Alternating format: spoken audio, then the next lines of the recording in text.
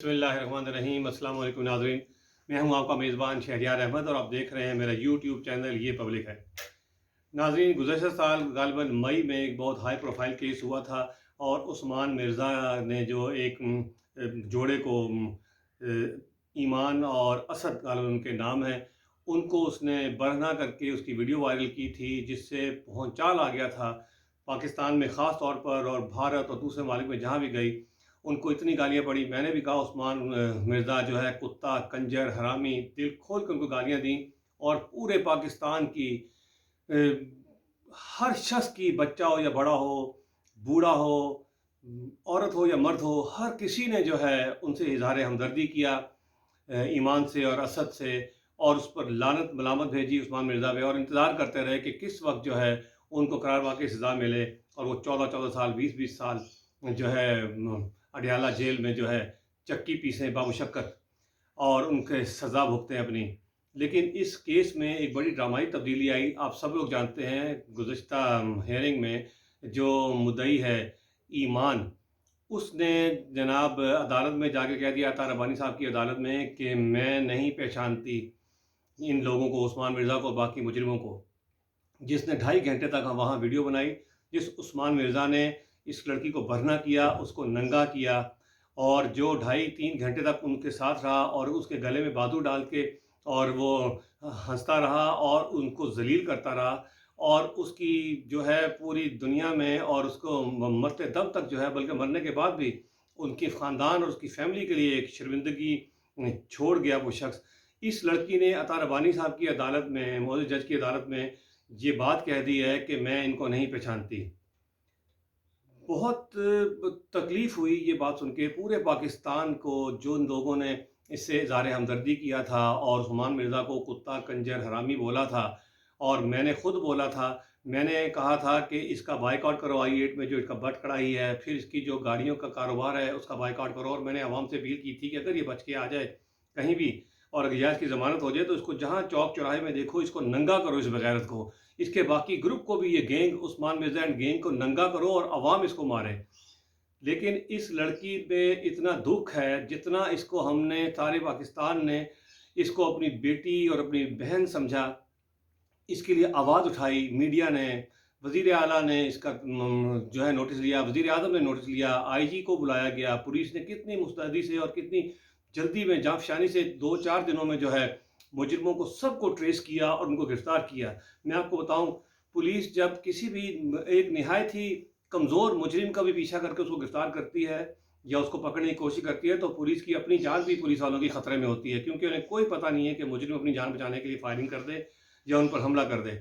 लेकिन इस गंदी लड़की ने, इस चव्वल लड़की ने पूरी पुलिस को ज़ीरो कर दिया। ये इसने झूठा बयान दिया, आके कहती है एक तो मैं उसको पहचानती नहीं, किसी को भी नहीं मैं पहचानती, और दूसरा अदालत से कहती है मैं हाज़िर नहीं होना चाहती अदालत में, मुझे छोड़ दें, मेरी जान बख्शी करें अदालत से। और जो तीसरी बात इसने ये की कि पुलिस ने मुझे कोई शहादत नहीं दिलाई जेल में जाके, और मुझसे नहीं पूछा, मुझसे खाली कागज़ों पे दस्तखत कराते रहे। तुम चव्वल, तुम गंदी लड़की, तुमने एक उनको लाइसेंस टू किल दे दिया है, आबरूरेज़ी का लाइसेंस दे दिया है उन लोगों को, कि वो फिर तुम्हारे बयान की वजह से, जो डिफेंस लॉयर है वो उसको बचाने की कोशिश करेगा, और अगर वो बच के आ जाते हैं तो तुम्हारी वजह से फिर वो विक्टी का निशान बनाएंगे, और लड़कियों के लिए तुमने ये मौके मुहैया कर दिए हैं उनको, कि और लड़कियों की ज़िंदगी वो बर्बाद करें, वो गंदे और बगैरत और कुत्ते और सूअर किस्म के लोग इस सोसाइटी में आके। तुमने बहुत ही गलत खेल खेला है। तुम्हारे पास बचा ही कुछ नहीं था, मैं तुम्हें बताऊं ईमान, तुम्हारे पास कुछ भी नहीं बचा। उन्होंने तुम्हें बरहना कर दिया और पूरी दुनिया को दिखा दिया। अब तुम्हारे पास क्या बचा था?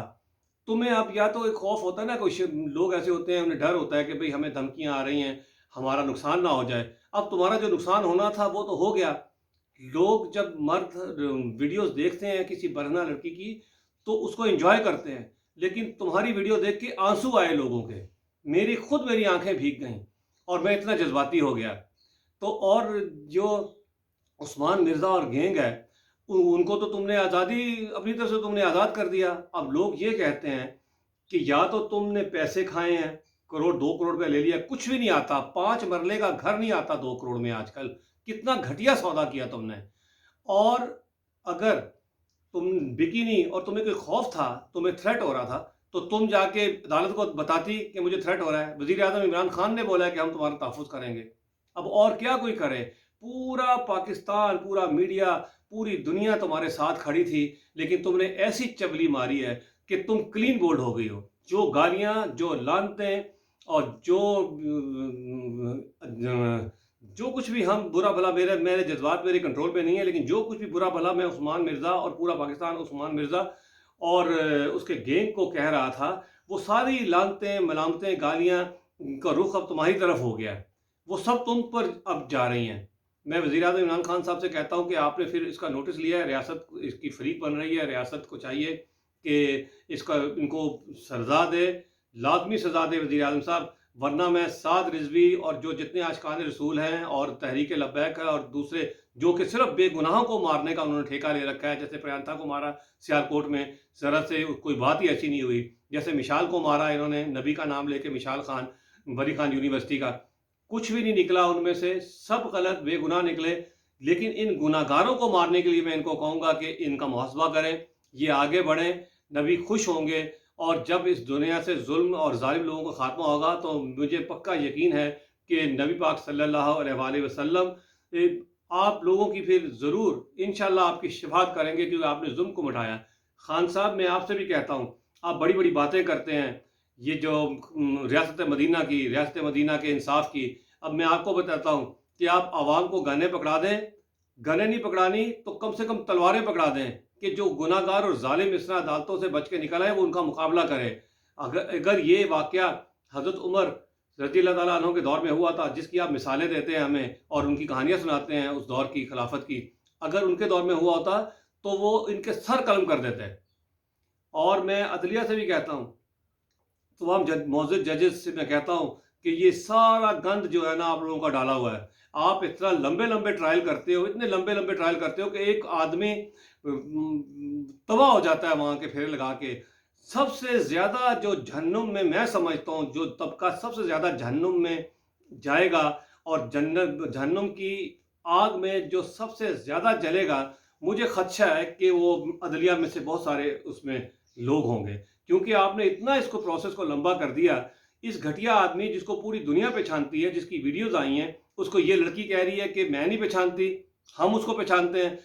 میں اگر جج ہوتا آپ کی جگہ تو میں اس کو ایمان کو کہتا 6 مہینے کے لیے چل اندر جیل میں جا۔ تم نے سارے پاکستان کو جذباتی کیا، تباہ کر دیا، پولیس نے کارکردگی دکھائی، ججز نے اس موقع میں کارکردگی دکھائی، عوام نے اور میڈیا نے کارکردگی دکھائی، اور تم نے ساری کارکردگی کو زیرو کر دیا۔ میں ججز سے سب سے ریکویسٹ کرتا ہوں کہ خدا کے واسطے 2-4 اچھے انصاف کر دیں تاکہ ہمارا ملک بچ جائے، عوام خود نہ اٹھ کھڑے ہو انصاف لینے کے لیے۔ 2-4 اچھے انصاف کر دیں۔ یہاں کس کو انصاف ملے ہے مجھے آپ بتائیں۔ یہ جو ہے رو انوار کتنی بندے، 400 زیادہ بندے مار کے نکل گیا آپ کی نظروں کے سامنے۔ پھر یہاں پہ مشال کے جو ہے قاتل، اس میں سے کافی سارے لوگ بچ گئے۔ اب میں کس کا نام لوں؟ یہ شاہ رخ جتوئی والا دیکھ لیں کو مزے کر رہا ہے، اور شاہ زیب قتل کیس دیکھ لیں، وہ بچ گیا، انہوں نے آپس میں سیٹنگ کر لی۔ غالباً کوئی بلوچستان کا تھا، عبد المجید اچکزئی تھا غالباً، پرانی بات ہو گئی، وہ بچ گیا عدالتوں سے۔ آپ خدا کے واسطے کسی کو سزا دے دیں، ورنہ مجھے لگتا ہے کہ جہنم کے دروازے سب سے پہلے عدلیہ کے لیے کھولیں گے۔ اپنا خیال رکھیے گا پھر بھی۔ خدا حافظ۔